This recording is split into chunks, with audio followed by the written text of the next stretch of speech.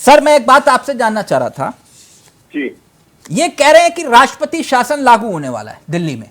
जी जी क्या संवैधानिक मजबूरियां होती हैं जब किसी राज्य में राष्ट्रपति शासन लागू किया जाता है, और क्या दिल्ली में अब वो स्थिति आ चुकी है? प्लीज जरा विस्तार से समझाइए। तिलक जी, कॉन्स्टिट्यूशन में आर्टिकल 356 के अंदर प्रोविजन है कि अगर किसी राज्य की स्थिति या उसकी गवर्नमेंट या उसका एडमिनिस्ट्रेशन फेल होने लगे और वो ठीक से सुचारू रूप से ना चल पाए, तो उस स्थिति में प्रेसिडेंट अपने राज्यपाल के द्वारा या गवर्नर के द्वारा उस पर्टिकुलर स्टेट के अंदर प्रेसिडेंट रूल इम्पोज कर सकते हैं। ठीक।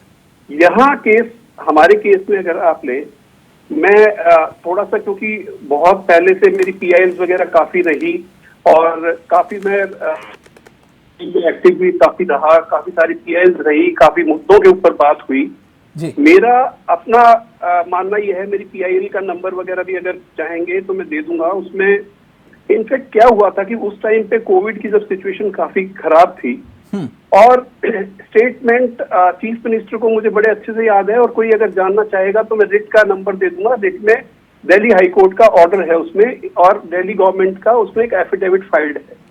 उस टाइम पे ये बोला गया था कि हमारे पास लगभग 33,000 के करीब बेड है। मैंने पीआईएल लगाई थी कि दिल्ली में हाहाकार मचा है और 33,000 अगर बेड हैं तो क्यों नहीं हर मतलब अच्छी तरह से लोगों को सुविधा मिल रही है। आपको अच्छे से ज्ञात होगा कि उस टाइम में क्या हाहाकार मच गया था। कोर्ट में जब ये बात आई, कोर्ट ने उनसे पूछा दिल्ली गवर्नमेंट से कि भाई आप ये बताएं कि कितने बेड्स आपके पास अवेलेबल हैं, एफिडेविट दे दीजिए इसके ऊपर, ताकि हम इस मैटर को डिसाइड कर पाएं।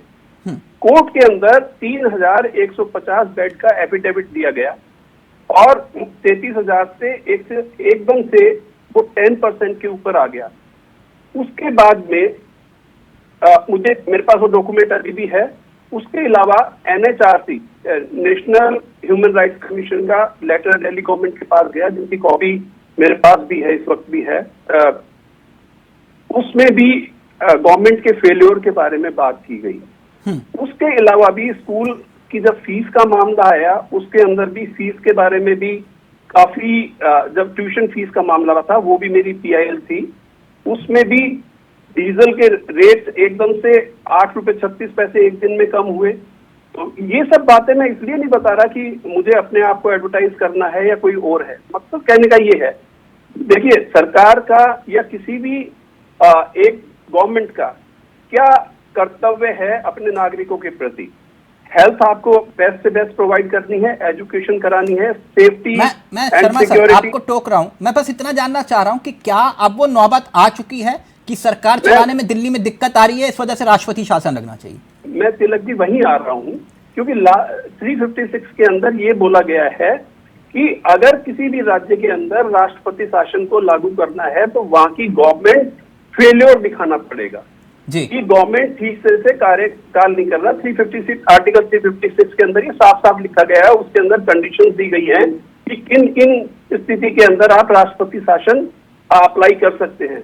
मैं जब आपको ये सारी चीजें बता रहा था, उसका मतलब ये है कि कोई भी डिसीजन एक पर्टिकुलर इंस्टांस के ऊपर नहीं लिया जा सकता।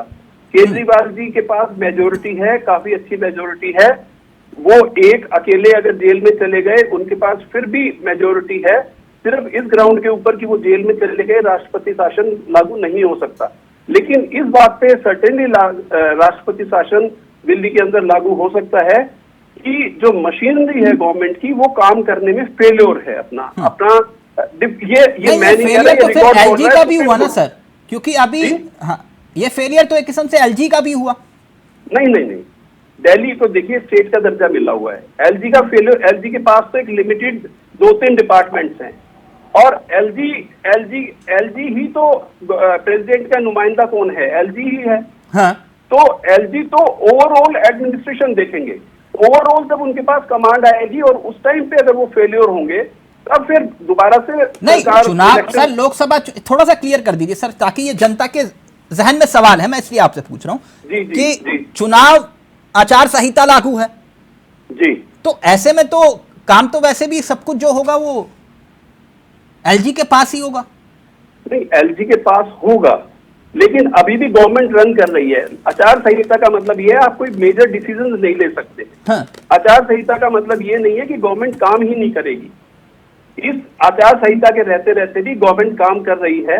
अगर ऐसा नहीं होता तो आपको अभी 2-4 दिन पहले की कोर्ट की जब ये केजरीवाल जी ने परमिशन मांगी थी कि मुझे जेल से सरकार चलाने की अनुमति दी जाए। हाँ।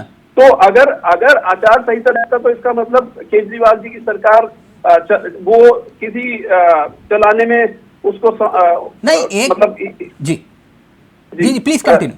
अगर ऐसा होता, जो कि सरकार अभी तक है, जब तक नेक्स्ट इलेक्शन का रिजल्ट डिक्लेयर नहीं होता इतने तक तो वो चीफ मिनिस्टर रहेंगे। आचार संहिता अभी लोकसभा के इलेक्शंस हो रहे हैं, लेकिन जो लेजिस्लेटिव जो असेंबलीज के जो इलेक्शंस होते हैं उनमें अभी टाइम है। नहीं सर, एक पीआईएल ये भी तो आई थी ना कि भाई दिल्ली के सीएम रहने का अधिकार अब नहीं है, वो फैसले नहीं ले सकते हैं, तो इसे ठुकरा दिया कोर्ट ने। नहीं, दिल्ली में रहने का अधिकार नहीं है, ऐसी सीएम कोई पीआईएल नहीं। सीएम तो इसलिए बोला गया था क्योंकि जो आपको मैं बता दूं, बेसिकली कोई भी जब चीफ मिनिस्टर या मिनिस्टर बनता है तो he is a public servant जी।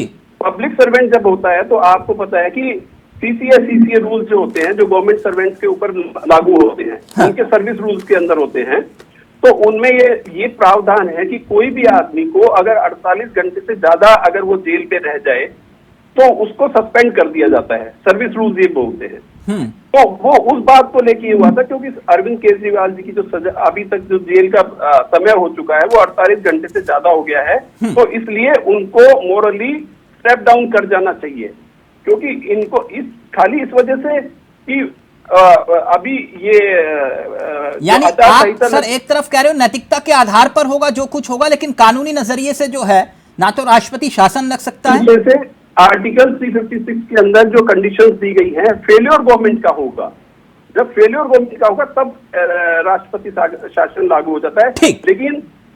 लेकिन अगर आप और सरकार फेल हो, हाँ। तो उस हिसाब से भी आपके सामने अभी मैं सुन रहा था डिबेट को, तो काफी सारे आपने एग्जांपल्स दिए थे। उस पे लालू यादव का दिया था, उस पे सोरेन का दिया था, उसके अलावा भी हमारे यहाँ पर बहुत सारे एग्जांपल्स ऐसे हो चुके हैं जिसमें स्टेप डाउन कर गए हैं वो।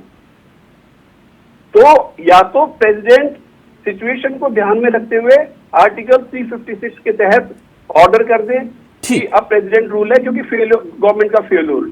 क्या ये जेल मैनुअल के हिसाब से केजरीवाल जी सरकार जेल से चला सकते हैं? ये प्रैक्टिकल है कि मतलब किसी भी आदेश को आपने फाइल साइन की, आपने कहा चिंटू इधर आओ, बाहर जाके आदेश जारी कर दो पढ़ के कि भैया मैंने ये आदेश जारी किया, क्या ये संभव है? तिलक जी, ये संभव भी नहीं है और ये लीगली भी वैलिड नहीं है, वायबल नहीं है। मैं जब आपको ये बोल रहा हूँ लीगली वायबल नहीं है, ये वैलिड नहीं है, तो उसका एक कारण है। कोई भी जेल, तिहाड़ जेल में अभी केजरीवाल जी बंद हैं, तो जो भी कोई जेल होती है उसके जेल रूल्स होते हैं, जेल मैनुअल होता है उसका। जेल मैनुअल के हिसाब से हर आदमी के साथ पहली बात तो ये है कि जो इनमेट होता है, जो कैदी होता है, उसमें उनको कुछ नेम्स देने होते हैं कि मुझसे इस वीक में इतने ये जो मैक्सिमम 10 लोगों की लिस्ट दी जा सकती है कि जो और जिनका वो नाम देंगे वही लोग उनसे मिल सकते हैं। एक नंबर बात। दूसरी बात ये है कि वो मैक्सिमम 10 नंबर्स हैं दिल्ली। और आपको ये भी ज्ञात होगा कि बिना कोर्ट की परमिशन के कोई भी सामान बाहर से ना तो जेल के अंदर आ सकता है, ना जेल से बाहर जा सकता है। एडमिनिस्ट्रेशन जो होता है वो रन होता है मीटिंग से, काफी लोगों से, जैसे ब्यूरोक्रेसी है तो हर डिपार्टमेंट का चीफ सेक्रेटरी होता है, देन ओवरऑल चीफ सेक्रेटरी होता है, उनसे परामर्श करेंगे। उसके बाद काफी सारी फाइल्स होती हैं जिनको पढ़ना होता है, निर्णय जो होते हैं पढ़ने के बाद साइन होता है। प्रैक्टिकली और लीगली जेल मैनुअल के हिसाब से ये वायबल नहीं है, ना पॉसिबल है कि नंबर 1 कि 10 लोगों की जो लिस्ट अभी केजरीवाल जी ने दी है, जहां तक मेरी नॉलेज का है, मैं इसको काफी अच्छे से फॉलो कर रहा हूँ सारे एपिसोड को, तो उसके हिसाब से इनके जो 10 लोग हैं उसमें किसी भी ब्यूरोक्रेट का जो ऑन चेयर है, जो अभी मतलब दिल्ली सरकार के साथ अपने आप जो अलाइड हैं, जो दिल्ली सरकार के सेक्रेटरी या चीफ सेक्रेटरी हैं, उनका नाम नहीं। बिना एक डिपार्टमेंट के सेक्रेटरी के या चीफ सेक्रेटरी ओवरऑल जो दिल्ली गवर्नमेंट का एक होता है, उनके आने के बगैर आपको कोई बात समझाएगा नहीं, और जब तक आपको समझाएगा नहीं आप कोई डिसीजन नहीं ले पाएंगे। उसके अलावा भी आपने 10 लोगों की लिस्ट दी हुई है, तो जेन मेलवन के हिसाब से जो लोग 10 लोगों की आपने लिस्ट दी है, उसके अलावा एक भी आदमी दिल्ली कोई भी आदमी हो चाहे वो संपर्क नहीं कर सकता है। ठीक, ना ही बाहर लेकिन से ऐसा एक बार मैं फिर से कोई आऊंगा प्रदीप जी, एक बहुत महत्वपूर्ण सवाल है, जल्दी से लोग आपका फाइनल कमेंट, फिर गोयल साहब 10 सेकंड दूंगा बस, जल्दी से प्रदीप जी। और जैसा कि मैंने आपको बताया कि 356 आर्टिकल में ये प्रोविजन है कि अगर सरकार का फेल्योर हो जाए, हाँ, फेल्योर के इसका, अब मैं क्योंकि समय बहुत कम है तो मैं आपको संक्षेप में एक बात बोलूंगा। आज दिल्ली की स्थिति ये है कि दिल्ली के चीफ मिनिस्टर जेल में है, हाँ, दिल्ली के हेल्थ मिनिस्टर जेल में है, दिल्ली के एजुकेशन मिनिस्टर जेल में है।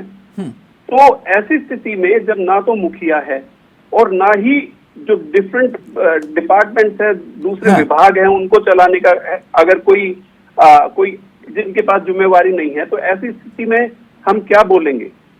फेल्योर क्या होता है? फेल्योर यही तो होता है कि सही से